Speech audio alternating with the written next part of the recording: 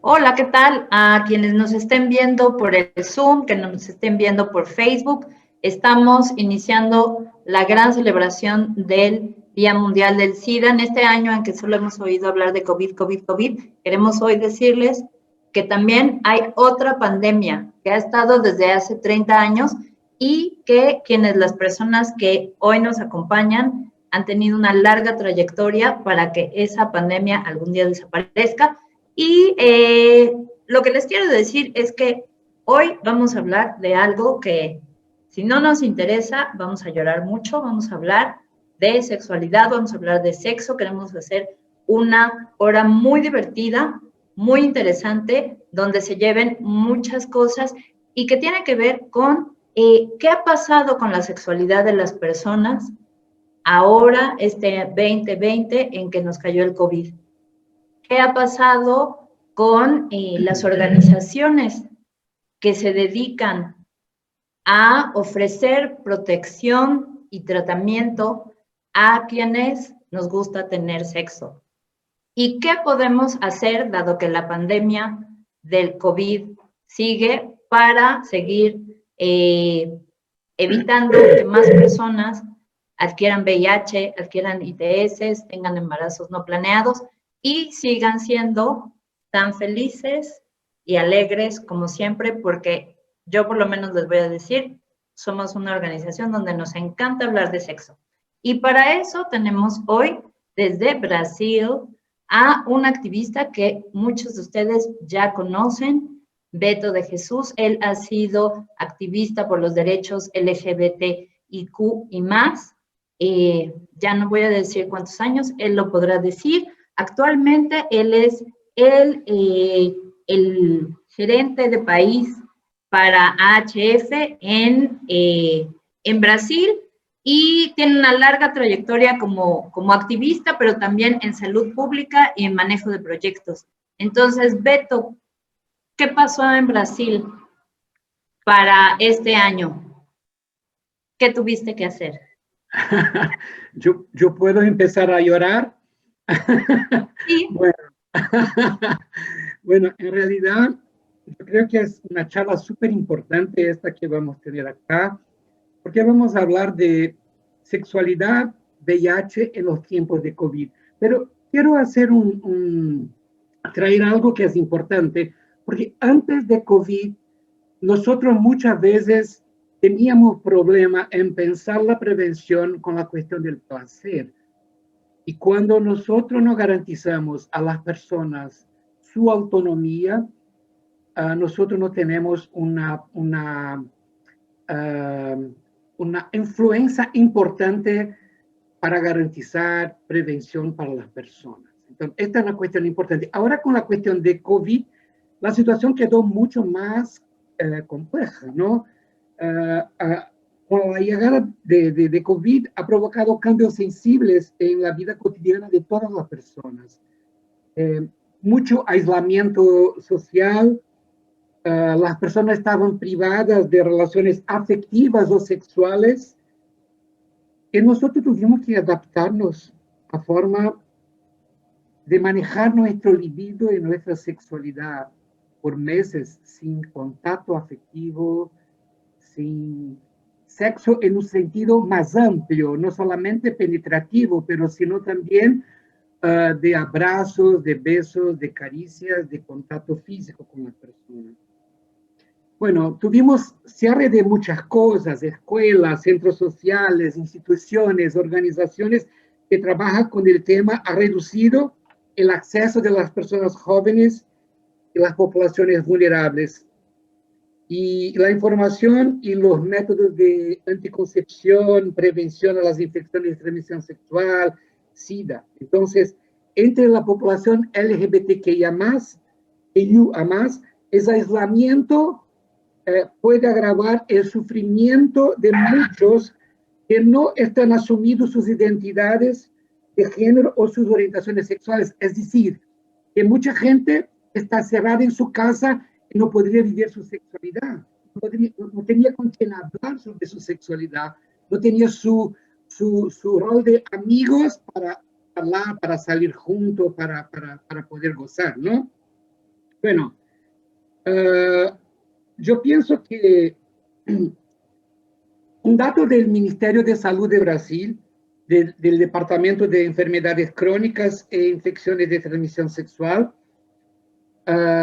informó que debido a la sobrecarga de los servicios por cuenta del coronavirus, se ha producido una reducción significativa en las medidas de prevención, incluidas ahí las pruebas de detección de VIH. En Brasil, de enero a mayo de 2020, hubo una reducción de 17% en el número de personas que iniciaron su terapia antirretroviral en comparación con el mismo periodo del año anterior. Entonces, 17% no empezó su tratamiento. Bueno, nosotros sabemos que la falta de diagnóstico oportuno es muy preocupante, ya que se sabe que las personas que viven con VIH se benefician en gran medida del tratamiento antirretroviral, aún sin un acceso temprano, pueden permanecer asintomáticas y con pocos síntomas durante años. Esa es una cuestión importante. El diagnóstico temprano es extremadamente importante, por eso significa calidad de vida para las personas que viven con VIH. Entonces, empezar el tratamiento, no parar el tratamiento, es súper importante. Y muchas personas, por la cuestión de COVID, no empezaron su tratamiento, pararon su tratamiento. Bueno,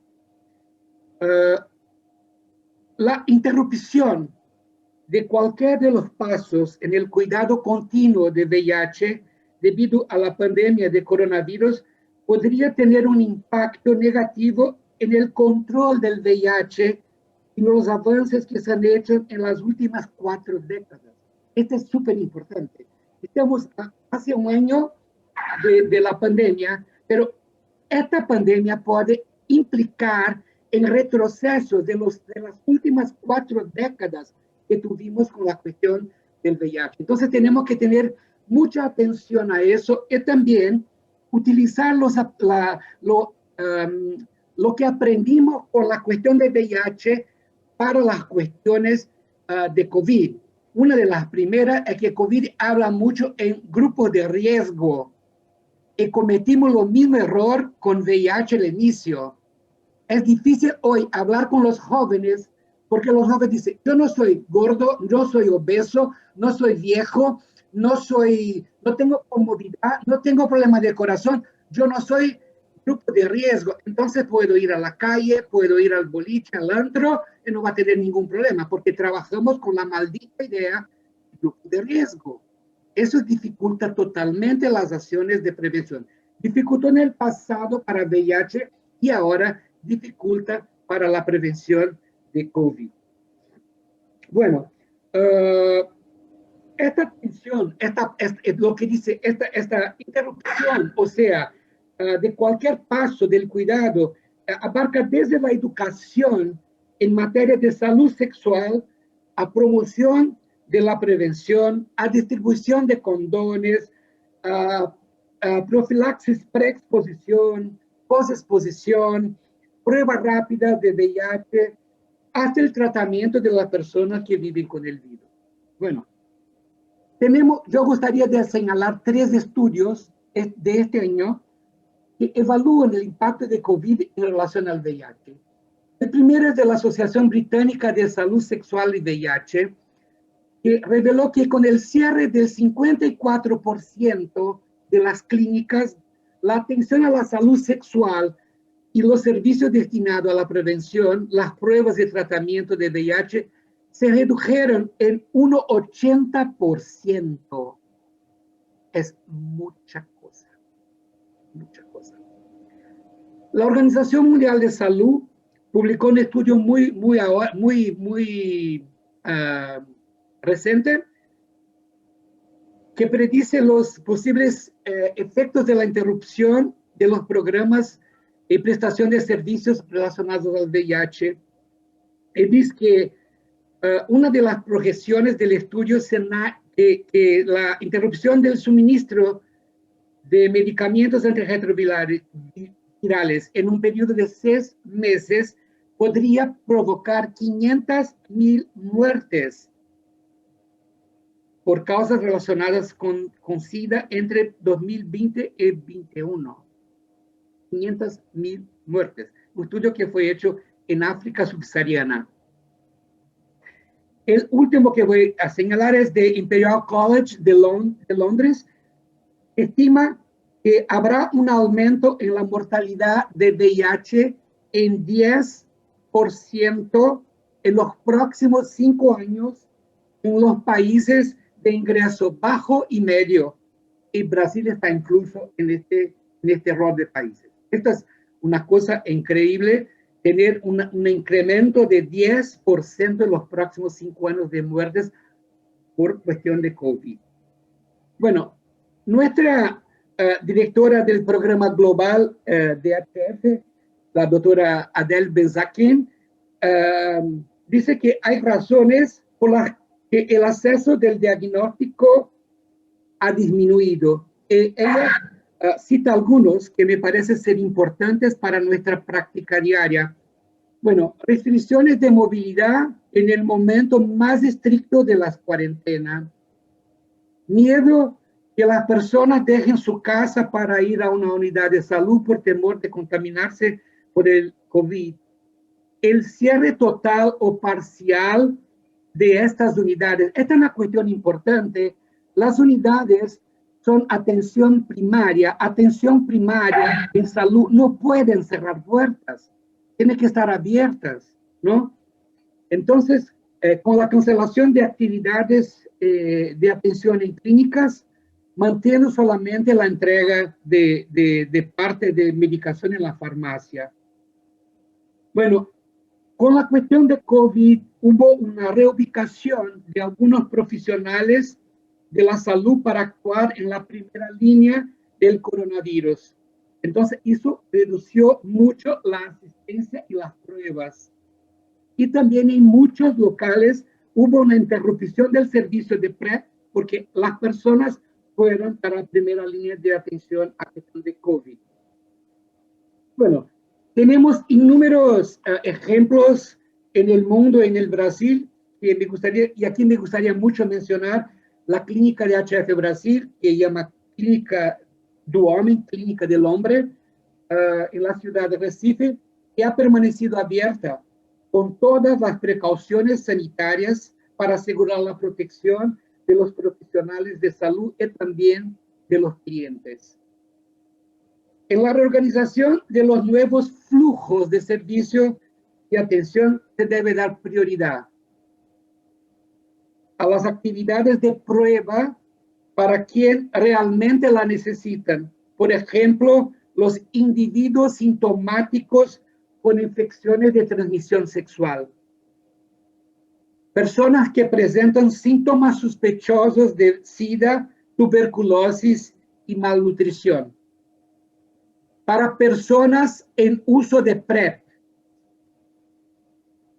Para los niños expuestos, madres seropositivas durante la atención del prenatal. Y para las parejas sexuales de las personas que viven con VIH-Sida. Es importante tener en cuenta que esas personas no pueden parar con la atención para ellas. También pienso que tenemos que buscar nuevas posibilidades, por ejemplo, el uso de la autoprueba, el self-testing, que es una opción para utilizar en este momento de distancias y crisis sanitarias. Nosotros implementamos en la clínica de Recife la autoprueba y la persona pueden buscar, pero tenemos que desarrollar alternativas para asegurar que esa distribución pueda ser en plataformas en línea, por correo, por educadores comunitarios, en lugares donde se reúne la población. Lo mismo debemos pensar en relación a distribución de TARS, de antirretrovirales. No solamente buscar en la farmacia, sino otras posibilidades para que la medicación llegue a las personas. Bueno, para finalizar, La pandemia de COVID-19 en realidad ha revelado la gran crisis sanitaria de nuestros países. Esta es una gran verdad y tenemos que mirar eso con mucha atención. Pero no debemos olvidar la otra pandemia, que es el VIH y SIDA, como nos advierte HF en su campaña del Día Mundial del SIDA de este año. Entonces, tenemos que tener esta mirada, es un momento súper importante y obviamente negar que las personas hacen sexo, negar que las personas están saliendo de sus casas, negar que las personas están yendo al boliche, a los vapores, tener sexo, es negar cualquier posibilidad de ayudar a esas personas. Entonces nosotros tenemos que tener súper claro que en la vida real las personas hacen sexo, mismo con la pandemia, y tenemos que buscar con ellas posibilidades de disminuir los riesgos que puedan tener. Gracias y perdón por hablar tanto. No, así es. En este momento, yo les voy a decir, no soy psicoanalista, soy comunicóloga, pero me queda claro que hay tanto miedo a morir por el COVID, más todo lo que ya estaba, que dicen allí, y probablemente ahorita podamos hablar más de ello, cómo se dan la fuerza del Eros y del Tánatos, esas ganas de vivir y ese miedo a morir, y no sé, como decía, no soy psicoanalista, pero me queda claro que en un momento tan delicado como el 2020, eso está allí. Y me queda más claro que hoy lo que es público es privado y lo que es privado es público. Entonces, finalmente, el grupo que aquí estamos interesados en una sexualidad feliz, plena y real. Y lo que decía Beto es, claro, las personas no dejaron de tener sexo. Y para hablar de este tema, quisiera pasarle el micrófono a Natalia Haag, realmente una activista desde muy joven, ha sido activista comunitaria en Juventudes, ahora es la referente nacional adjunta de la Comunidad Internacional de Mujeres con VIH en Argentina y, orgullosamente, directora nacional de prevención y pruebas en HF Argentina. Natalia, ¿la gente ha tenido sexo en el COVID o no? Bueno, buenas tardes a todos. Un poco como la local desde HF Argentina, agradecerles, es un honor estar participando con ustedes en este panel, que hayan tenido la deferencia de acompañarnos.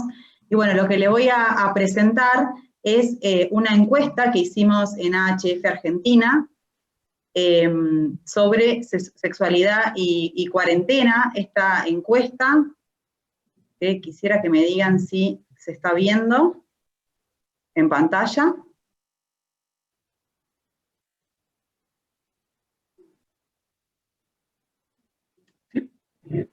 ¿Sí?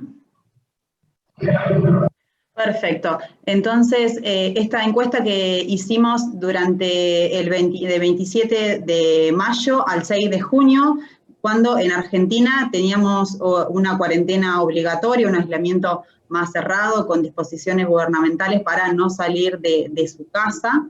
Planteamos esta encuesta y por eso nos gusta como contextualizarla en qué momento estábamos.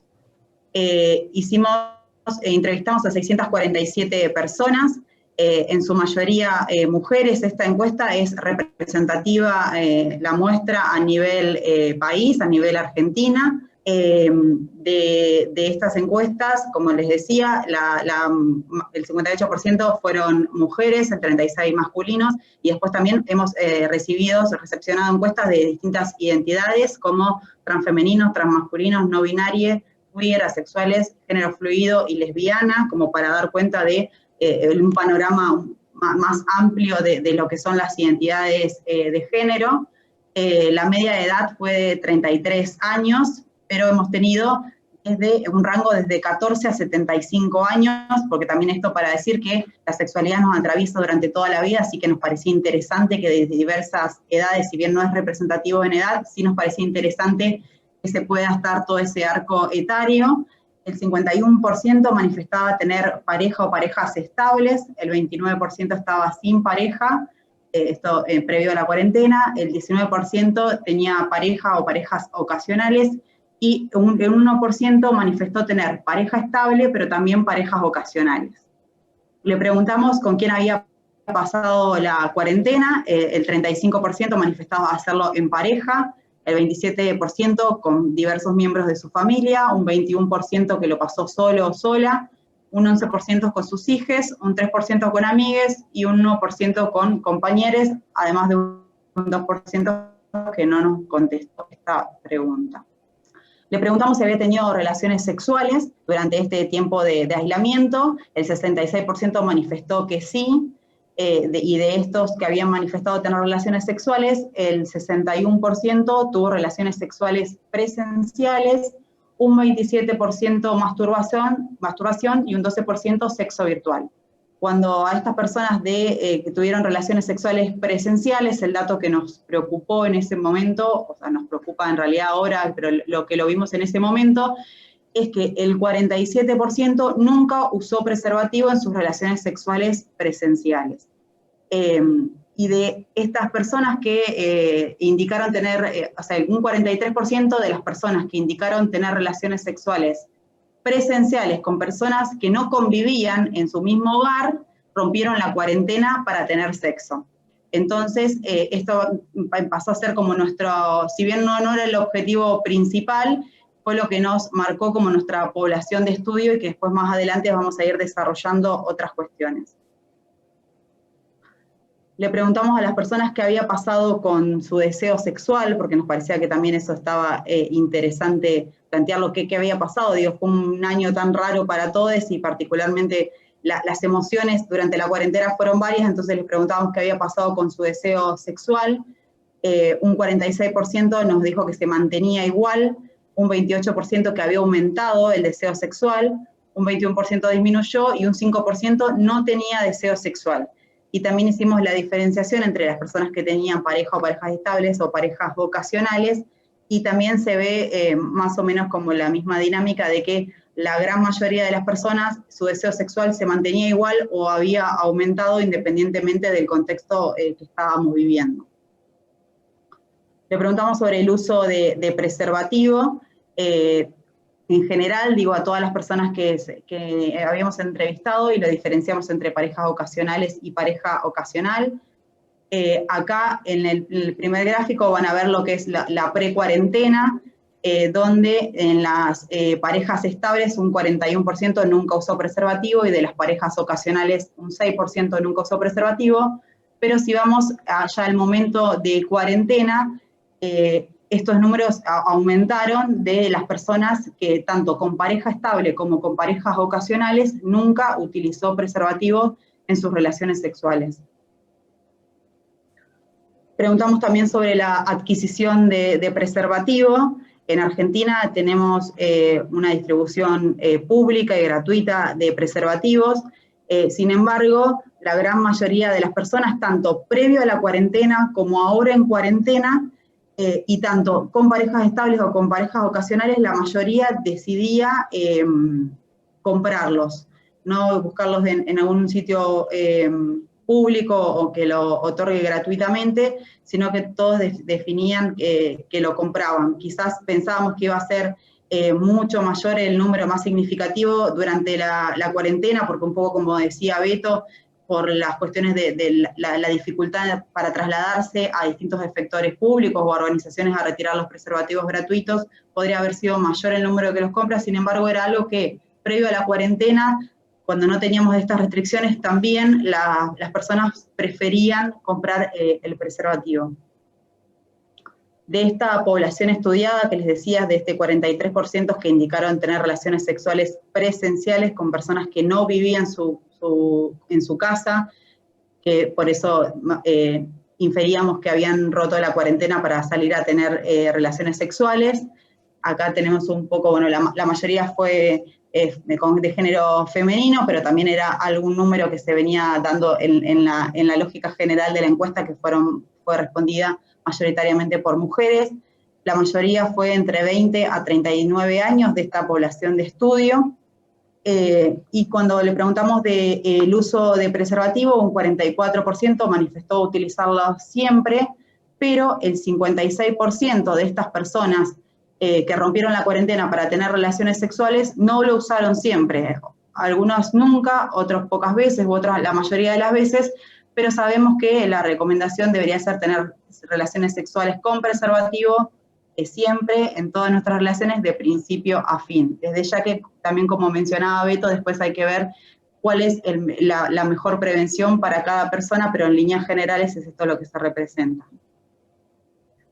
De esta población que rompió la cuarentena, también le preguntamos qué había pasado con su deseo sexual, y ahí también vemos que la mayoría, bueno, tanto en parejas estables como en parejas ocasionales, el deseo sexual se mantenía igual o incluso había aumentado. En muy pocas personas le había disminuido o no tenía deseo. Sin embargo, me parece que, y después quizás con la charla de Paola, no es menor también la gente que en este contexto que hemos vivido, que dejó de tener deseo sexual o que les había disminuido a lo que era su normalidad.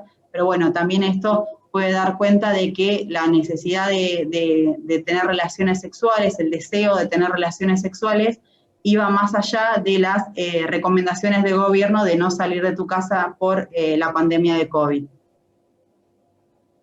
De esta población que rompió la cuarentena, también se manifiesta la misma lógica que en la población general, tanto en parejas estables como en parejas ocasionales.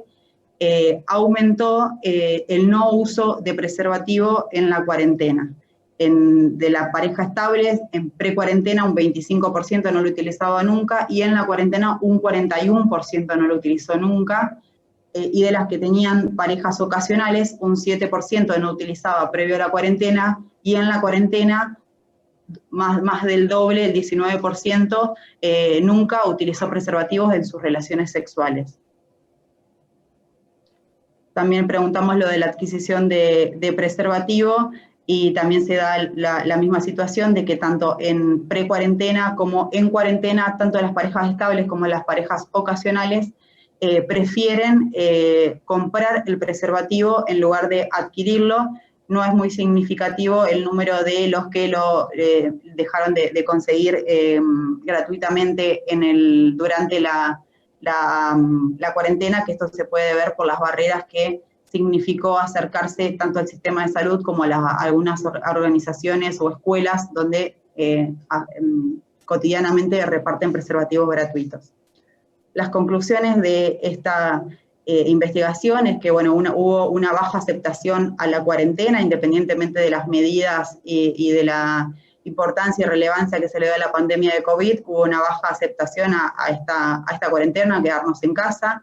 Disminuyó el uso de preservativos, y es algo que nos preocupa y nos ocupa como AHF Argentina, porque en adelante no sabemos cuál va a ser el impacto real que va a tener esta baja de uso de preservativos en las infecciones de transmisión sexual, y también que la mayoría de las personas que usaron preservativo los compraron y no los retiraron gratuitamente en el sistema de salud o en las organizaciones. Les quiero agradecer al equipo que trabajó junto conmigo en esta investigación, a Florencia Bachelet, a Miguel Pedrola, Guillermina Alanís y Marina Boraquia, y desde ya que a todo el equipo de AHF Argentina, que también puso su granito de arena. Muchas gracias. Gracias a ti, Natalia, y al equipo de AHF Argentina por hacer esta encuesta, que lo que me queda claro es que algo está diciendo, y es: ni antes ni durante COVID podemos controlar el deseo de las personas, que además nunca ha sido nuestro interés como grupos que nos dedicamos a la salud sexual, en este caso AHF, a la prevención de VIH e ITS. Las personas queremos personas libres, felices. ¿Cómo hacerle? Sigue siendo la pregunta clave. Para que las personas tengan herramientas para tener una sexualidad libre, plena y con muchas herramientas para cuidarse. Para eso estoy muy contenta porque finalmente dimos con Paola Kulok, que también ella es de Argentina y es nada más y nada menos que la directora de PK, Escuela de Sexo. Es especialista en juegos eróticos desde hace 15 años y espero que en los siguientes minutos nos pueda dar algunos nortes de qué vamos a hacer en lo que queda de COVID. Bueno, hola, muchísimas gracias. Para mí es un honor enorme que me hayan convocado para este panel.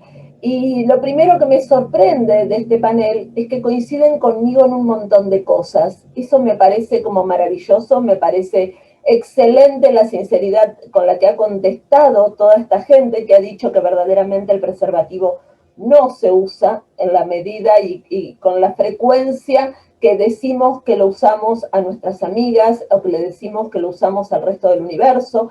La gente va por la vida diciendo yo siempre uso, yo hago, yo no hago, pero la realidad nos avasalla, como yo pensaba que iba a ser así como el título de lo que quería decir, y que tiene que ver con que por más que le digamos a las personas lo que deberían hacer, terminan haciendo lo que en realidad tienen ganas. El tema es, yo voy a comparar lo que es como se dice siempre, del dicho al hecho hay mucho trecho. Bueno, del dicho al lecho también hay mucho trecho. Y entonces me voy a permitir comparar un poco lo que es el COVID con lo que es cuidarse con un preservativo, y entonces me encuentro con que la gente verdaderamente durante toda esta época me llamaba para decirme cómo me voy a encontrar con fulanito, con menganita, con esta persona, con esta otra persona. Nos encontramos en autos, nos encontramos donde podemos. Me llamaban permanentemente para preguntarme, ¿no sabes de algún departamento donde nos podamos ver, donde podamos interactuar? Porque extraño a mi amante. Eso era muy común, fue muy común durante esta pandemia. Las relaciones de amantazgo fueron las que sufrieron mucho esta pandemia porque no se podían ver, y las que sufrían mucho y las que querían tener estas aventuras ocasionales y las que se movilizaban muchas veces eran las mujeres. No solamente ellos, sino que las mujeres también lo hacían. La población con la que yo suelo manejarme es de 35 años para arriba, hasta 60, 70, y sobre esa población es la que quiero hablar y a la que me quiero referir.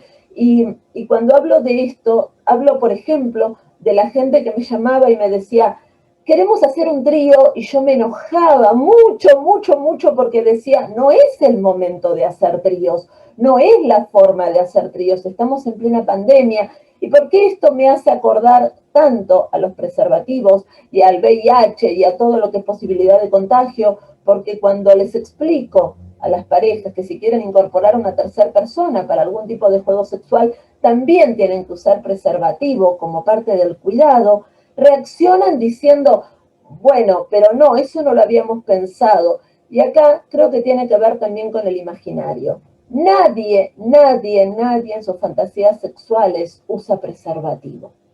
Y nadie en sus fantasías sexuales, la persona que diga, ay, yo cuando estoy fantaseando me imagino que abro un preservativo, ay, cómo me gusta abrirlo, y cómo me gusta que me cueste sacarlo, la verdad que no. Y entonces, de la misma manera, la gente creía que si la persona creyó durante esta pandemia, que si la persona desconocida que estaba del otro lado, con quien habíamos tenido sexo virtual, quería tener sexo con nosotras real, estaba bien que pudiéramos hacerlo, porque no medimos los riesgos de lo que nos está pasando, porque como digo de nuevo, la realidad nos avasalla. ¿Qué pasó en esta cuarentena con el sexo? Voy a dar otro ejemplo. Yo me dedico a escuchar historias de la gente, trabajo con gente real y me dedico a escuchar historias, y el otro día estaba en un show y una dama, estaba yo entre enseñar a practicar sexo oral o dar algunos tips de sexo oral o dar unos tips de masturbación, y la señora me dijo, ay, prefiero masturbación porque con la masturbación no voy a contagiarlo de nada, no me va a contagiar de nada. Y yo pensé, si llegaste a la etapa de masturbar a esa otra persona, hubo un contacto previo. No mintamos, no digamos, oh, te toco hacia la distancia y me dejo el barbijo. No es real, no es cierto. Uno tiene contacto. Desde el gobierno nos decían, tienes que hacerlo en posiciones, en esta pandemia tenés que hacerlo en posiciones determinadas. Y nadie hace el sexo en una posición determinada y sin intercambio de besos y de abrazos y de manos por acá y de manos por allá. Lo podés hacer una vez como juego erótico, pero llega un punto donde decís, el beso es importante, te da ganas, te tentás, te entusiasma. ¿Qué es lo que yo viví desde acá en toda la pandemia? Lo que yo viví es lo siguiente. Cuando empezó esto pensábamos que iba a durar poquito, poquito, poquito y entonces aumentó el sexo virtual. Y entonces todas las ideas que teníamos para el sexo virtual estaban buenísimas. ¿Por qué? Porque decíamos, y podés hacer esto, y podés hacer lo otro, y podés hacerlo de esta manera, y lo de más allá. Empezaron las grandes discusiones, el sexo virtual no es sexo. Y sin embargo el sexo virtual, por supuesto que es sexo, y es sexo seguro, y es sexo tranquilo, desde muchos puntos de vista, y no es seguro desde muchos otros cuando le estamos mandando una foto a alguien con quien simplemente cruzamos 2 líneas y le vimos el fondo de la casa. Pero bueno, eso es otro tema, que estamos hablando de seguridad desde otro lugar. Y entonces pasó eso y un día nos empezamos a aburrir de todo eso. Empezamos a ansiar el contacto piel a piel porque el contacto así no nos servía, no nos alcanzaba. Y entonces hubo una baja notoria en lo que es sexo virtual porque parecía que esto no terminaba nunca. Y después volvió a subir el sexo virtual y entonces estaba buenísimo. Otra vez vuelve a estar buenísimo. En el medio nos encontramos con amigos de Tinder, de Happen, de esta aplicación, de la otra aplicación. Hicieron lo imposible por encontrarse porque decían no aguanto tanto tiempo sin sexo, porque para mucha gente ni la masturbación ni el sexo virtual es sexo real. Sí hubo muchas mujeres, y esto lo agradezco y desde mi lugar lo digo, agradezco que hubo muchas mujeres, muchísimas mujeres, que empezaron a masturbarse gracias a la pandemia, que empezaron a decidir usar juguetes, que empezaron a encontrarse consigo mismas, que empezaron a seguir todas las ideas que yo les decía, pero nunca me toqué, pero no sé qué hacer, pero para mí eso no es sexo, pero yo necesito la piel de la otra persona. No, una cosa no tiene nada que ver con la otra. Las mujeres salieron a la luz un montón de mentiras, esto de siempre tengo orgasmos cuando tengo sexo, lo cual es por lógica imposible. No hay forma humana de que una persona tenga orgasmos siempre porque el sexo abarca mucho más que muchas cosas a las que estamos acostumbradas. Y entonces uno no tiene sexo. Yo no tengo una no le digo a un hombre, me encantaría, o a una mujer, me encantaría verte esta noche, me estoy calentando y tengo un orgasmo. Hay hay un montón de cosas en el medio y sin embargo eso también es sexo. Esta pandemia nos permitió a las personas que nos dedicamos a esto a llegar a mucha más gente y a escuchar y a que entiendan que ciertas cosas, como el uso de los preservativos, como la sexualidad compartida con otra persona, tiene un montón de aristas. Yo siempre digo, yo combato desde mi trabajo, siempre trato de que la gente entienda que tiene que usar preservativos y combato mucho las pavadas que andamos diciendo con respecto a eso. Pavadas, por ejemplo, ejemplos concretos, que también pasó con el COVID. Esta cosa de, me cuido, no voy a ver a alguien, y esta frase es maravillosa, porque el otro o la otra persona me puede contagiar a mí.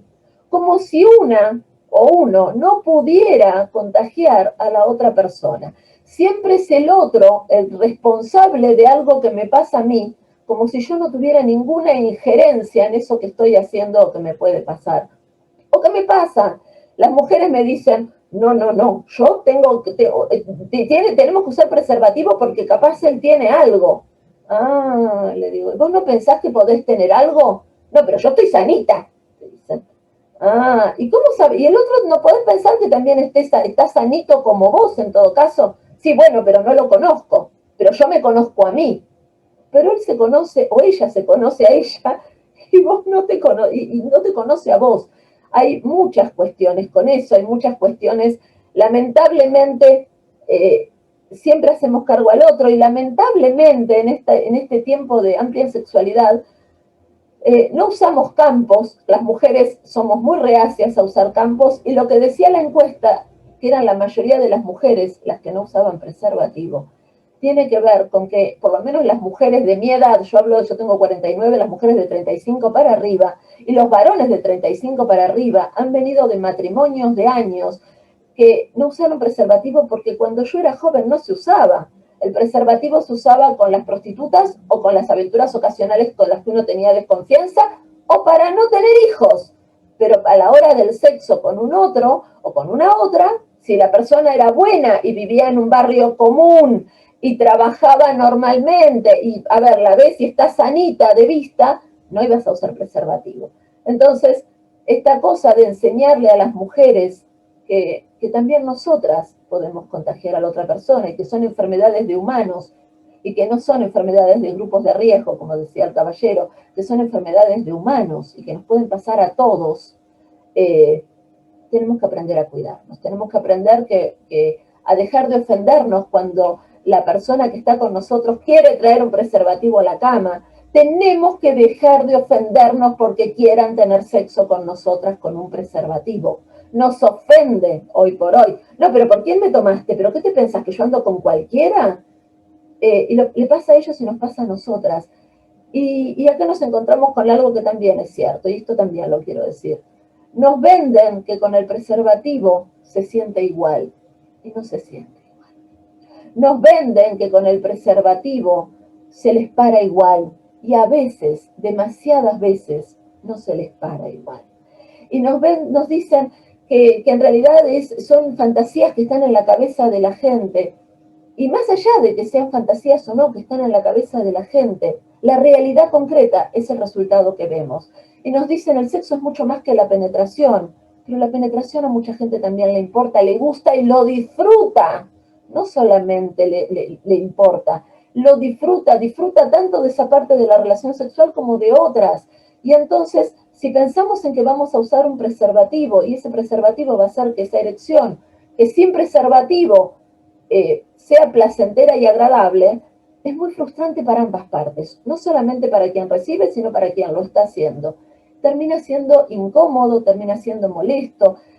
Recién en la encuesta decía, los preservativos generalmente prefieren comprarlos. Y me parece bárbaro porque lamentablemente, y con esto disculpen, a veces los preservativos que se dan en determinados espacios son un poco más gruesos, son un poco más olorosos, son un poco más incómodos que los preservativos que se pueden comprar al gusto de cada uno. Que está buenísimo que los den, sí, me parece excelente, maravilloso y genial. Pero entiendo que mucha gente, ante la posibilidad de comprarlos, elija comprarlos. Y entonces, yo les recomiendo, entre todas las cosas, a los varones, para que se den una idea, les digo dos cosas, que así como a modo de tip rápido. Primero, les digo, cuando vienen de una pareja estable de mucho tiempo, donde no usaron preservativo, cómprense 4 o 5 variedades de preservativos diferentes y mastúrbense con esas 5 variantes de preservativos. Para que el día que estén con un compañero o una compañera sexual, lleven los preservativos que a ustedes les resultan más cómodos, más prácticos y mejores para su sensibilidad propia. Y lo segundo que les digo es que a modo de galantería en su casa, tengan una cajita de preservativos sin látex, que parece una pavada, pero la cantidad de mujeres alérgicas al látex que terminan no usando preservativo por las consecuencias físicas que les trae usarlos, es enorme. Entonces dice, ay, yo no puedo tener sexo o no uso preservativo porque soy alérgica. Genial, usa los preservativos sin látex. Busquemos soluciones concretas a problemas concretos. La fantasía de todos tenemos que usarlo y todo eso, lo políticamente correcto, es maravilloso, pero no es real. Es como pasa con el COVID, nos tenemos que quedar en casa, tenemos que tratar de tener sexo virtual, pero es muy difícil. Y te voy a dar otro caso. Chicas jóvenes, no hablo de adolescentes porque yo no trabajo con adolescentes, chicas jóvenes que quieren explorar su sexualidad en esta época de COVID, que las llenan de información sobre lo que está bien o lo que no está bien, sobre la libertad, sobre un montón de cosas, pero la chica duerme con la hermana en la misma habitación, en la misma casa. Y decirle, decirle masturbate, decirle comprate un juguete que te va a hacer bien, decirle mirá una película erótica, decirle es incompatible con la sexualidad real que tienen las jóvenes cuando viven en una casa pequeña con su familia. Entonces, ciertas cosas que nos dicen se nos complican a la hora de la realidad, a la hora de lo concreto. Nos dicen a las parejas, tengan sexo entre ustedes, ok, los chicos están en la habitación de al lado, los chicos y los no tan chicos. ¿Y qué hacemos con esa información que tenemos, que no se fueron nunca en la pandemia? ¿Qué pasa con salir a la calle? La gente salía a la calle a tomar a comprar un pan y hablar por teléfono. Y después nos dicen, y con esto voy cerrando, los preservativos femeninos, otra gran cosa que nos venden y que nos dicen, bueno, debería estar, nosotras tenemos que tener el poder de usar las cosas y de decidir. Yo no sé si ustedes usaron un preservativo femenino, pero yo sí. Y es como tener una bolsita de supermercado adentro, ¿ok? La realidad es que no se siente nada cuando, cuando usas un preservativo femenino. Entonces, sí podemos utilizarlo si no nos queda otra, pero si podemos evitarlo. La realidad es que quienes tienen la posibilidad de evitarlo, porque realmente no tienen ninguna enfermedad, porque confían estúpidamente en otra persona, por lo que sea, difícilmente usen un preservativo femenino. Cuando te lo pones, te lo tenés que poner antes. Cuando salís del baño toda sexy, vestida, sintiéndote una diosa, y 10 centímetros de preservativo colgando entre tus piernas, que lo más probable es que funcione como un excelente anticonceptivo, porque la persona que está con vos se va a reír tanto que no va a querer tener ganas de tener sexo. Entonces, todas estas cosas hay que verlas. Por eso digo que soy políticamente incorrecta, porque ojalá yo pudiera sentarme acá con ustedes y decir, la pandemia cambió algo para bien, permitió que las personas tomaran más conciencia de su sexualidad, tomaran más conciencia de los riesgos que corren, tomaran más conciencia y usaran preservativos. Y la realidad es que no sucede nada de todo eso. La gente, en cuanto le dieron un poquito así de permiso, salió a tener sexo. En cuanto abrieron los telos, salieron a tener sexo con cualquiera, sin fijarse en la salud de la otra persona, sin controlar absolutamente nada de la salud de la otra persona y sin hacerse cargo de pensar que cualquiera de nosotras también puede tener algo. Así que ojalá pudiera decir que la realidad es otra, pero tenemos que trabajar con lo que hay y seguir luchando para que la gente entienda que lamentablemente tenemos que seguir cuidándonos. Sí, y muchísimas gracias, Paola, porque justamente lo que vamos encontrando aquí, si no lo habíamos encontrado todavía, es que realmente no podemos tener una receta para que todas las personas con sus diferentes expresiones de la sexualidad, de lo que les gusta, de lo que viven, de lo que tienen, de lo que no tienen, puedan tener una receta. Lo que creo que podemos hacer a manera de cierre es poder hablar de una posibilidad, digamos, un tip, una herramienta que sepamos desde el montón de personas que conocemos, porque trabajamos en prevención, porque hablamos con ellos, porque son nuestros usuarios, porque son nuestras amistades, o desde, porque son la Organización Mundial de la Salud. ¿Cuáles son algunas cuestiones que de cara a esta pandemia de COVID que sigue, que continúa, pueda ayudarnos en nuestras otras tareas, que es la prevención de la otra pandemia del VIH? Natalia, algo que tú piensas que pueda hacer. Un poco lo que también decía Beto y también Paola, algo es entender eso, que hay una realidad y que las personas son de determinada manera y que por más que nosotros les exijamos o la recomendación fuerte sea la de la utilización de preservativo en todas las relaciones sexuales, sabemos que no sucede por la realidad, por lo que vemos día a día, e incluso cada vez que hacemos alguna investigación o algún relevamiento, también los números nos dan cuenta de que eso es así y así sucede. Entonces, un poco lo que hay que pensar es ampliar ese abanico de prevención, y ahora algo que venimos hablando mucho, que es lo de la prevención combinada, es de ofrecerle un menú de posibilidades a las personas y que cada una, porque en nuestras diferencias, eso está buenísimo que también así suceda, en cada una de las personas que pueda determinar dentro de todo ese menú cuáles son las más adecuadas para su vida, para su realidad y para su forma de expresar o de sentir la sexualidad. Así que, bueno, es un tema que nosotros desde HF también venimos trabajando, esto de la prevención combinada. Beto nombró varias cuestiones, la profilaxis preexposición, la posexposición, por supuesto preservativos tanto penianos como vaginales, seguir ofreciéndolos en el menú, realizar las pruebas de VIH o de ITS que sean más accesibles para todas las personas, para conocer cómo es el estatus frente a cada una de estas infecciones, Y bueno, y pensarse eso, que no hay una receta porque no hay una persona igual y una persona que exprese su sexualidad de la misma manera. Entonces, el acceso a la información creo que es un derecho y que en eso también tenemos que trabajar todos y todas y todes. ¿Tú qué dirías, Paola? Yo diría algo muy importante, que me parece súper importante. No se hacen análisis de ITS, no se hacen análisis. Las mujeres cuando van al ginecólogo, no, el ginecólogo, la ginecóloga no te ofrece hacerte ese tipo de análisis. Y me parece que es mega importante que te las hagan y que se hagan esos análisis. Es increíble que en Argentina, para hacerse ese tipo de análisis, hay que pedirlos porque nadie te los ofrece. Más allá de que el de VIH también tenés que pedirlo, porque tampoco un médico te dice si lo querés hacer o no. Dentro de la batería de análisis que te da un ginecólogo, no te los dan. Y entonces vos no tenés idea de lo que tenés o de lo que no tenés. Eso es lo común en la gente. De hecho, cuando yo digo que se pueden hacer análisis, te dicen, ¿en serio? ¿Y qué me tengo que hacer? O sea, es algo muy importante. Segundo, me parece que empezar que trato de, ver la solución para cada pareja, y voy a contar un caso que es políticamente por ahí incorrecto, pero realmente lo creo. Mujer de 60 y pico de años con señor de casi 70, grandes los dos, que a ella, por su sequedad vaginal, por la menopausia, le incomodaba mucho el preservativo, sea cual fuere, mucho gel, pero a la vez se sentía que raspaba y qué sé yo.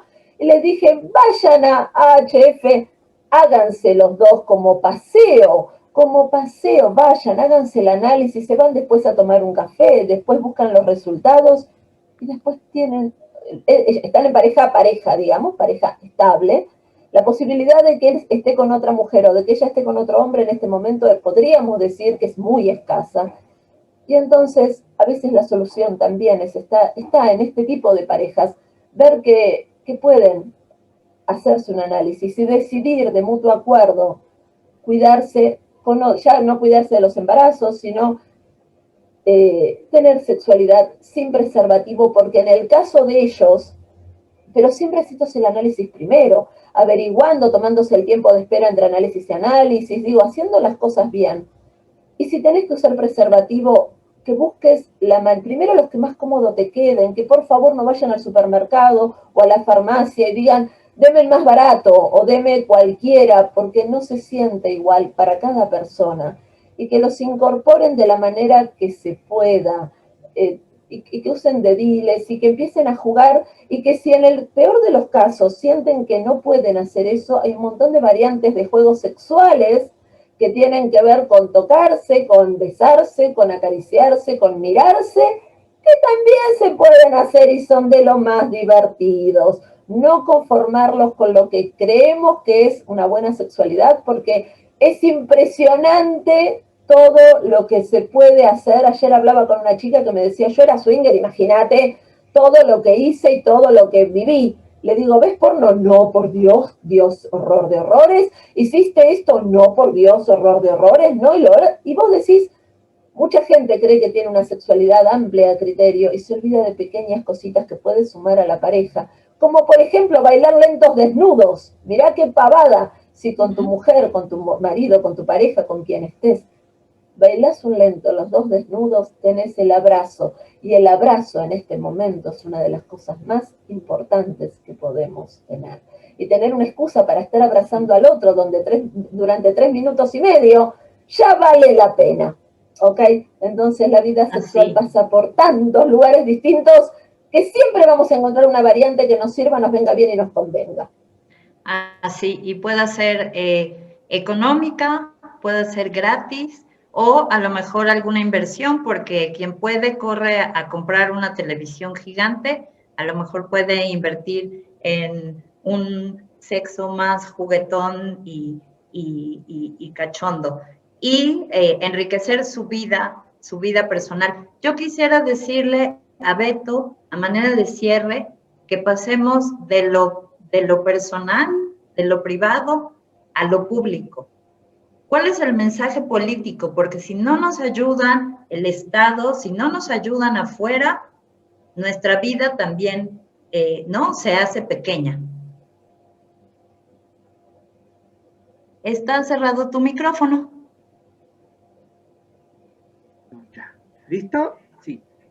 Bueno, el inicio de la charla preguntó mi edad. Yo tengo 58 años y trabajo con VIH desde 1983, o sea, 37 años trabajando con VIH. Para mí hay una cuestión súper importante en su pregunta. Yo no puedo pensar en prevención en nada si no tengo claro las cuestiones de vulnerabilidad. Porque cuando hablo de vulnerabilidad, yo estoy hablando de 3 niveles: la vulnerabilidad personal, la vulnerabilidad social y la vulnerabilidad estructural, donde estamos pensando en políticas públicas que garantizan que esta persona tenga información, prevención, que tenga condones, gel y todo más, ¿no? Pero pienso que también cuando hablamos de vulnerabilidad y comprender el concepto de vulnerabilidad, es necesario que nosotros que trabajamos con VIH o con sexualidad, en especial con VIH, es que cada persona es una persona. Receta de pastel no funciona. Si una persona me dice en la consejería, me gusta el leche en mi piel, me gusta sentir el leche caliente, yo no puedo no escuchar, no tener escucha activa y decir para esta persona, dame 3 condones, tiene que usar los 3 condones. Por más que yo sé que condón es súper importante, yo tengo que tener una posibilidad de charlar con esta persona para con ella hacer su evaluación de riesgo y hacer un plan singular de prevención que sea adecuado a esta persona. Entonces, todas las veces que nosotros no garantizamos la autonomía de la persona, que la persona pueda participar de este plan, lo que es posible para su vida, yo voy a fracasar con prevención. Así es. Y miramos desde el inicio de la pandemia hasta hoy, todas las acciones que hicimos era para tenemos una disminución, pero no tenemos una disminución, tenemos un aumento. Entonces hay que mirar otra vez nuestras prácticas y pensar las idiosincrasias de las personas. Hay que pensar que son personas individuales, con prácticas individuales, con deseos individuales, que no caben en una receta, por más que nosotros queremos usar una receta que es más fácil. Obvio que en la consejería, en este trabajo de prevención, trabajar un plan singular es mucho más difícil. Es mucho más difícil. En este momento que vivimos en nuestro continente, de un fascismo implantado por muchos gobiernos, donde no podemos hablar de sexualidad en las escuelas, no podemos distribuir condones en las escuelas, no podemos hablar de educación sexual en las escuelas, no podemos trabajar esos temas con los jóvenes, donde no tenemos políticas públicas para población LGBTQIA+, no tenemos. Nosotros no hablamos más de Argentina está a frente discutiendo la cuestión del aborto súper fuertemente, pero ¿cuál otro país está discutiendo eso? Sí, y permíteme traer algo a colación que ahora nos preguntan desde quienes nos están mirando. En realidad es para Natalia. Dice, ¿qué posibilidades de prevención combinada hay en Argentina cuando no hay PrEP? En Argentina tenemos, sí, no está disponible el PrEP más allá de unos protocolos, tenemos sí la profilaxis post-exposición ante una situación de riesgo. Lamentablemente a veces se da solamente en casos de violencia sexual y está bien que así sea, pero también debería ser para cualquier otra persona que lo solicite poder tener acceso a esta profilaxis.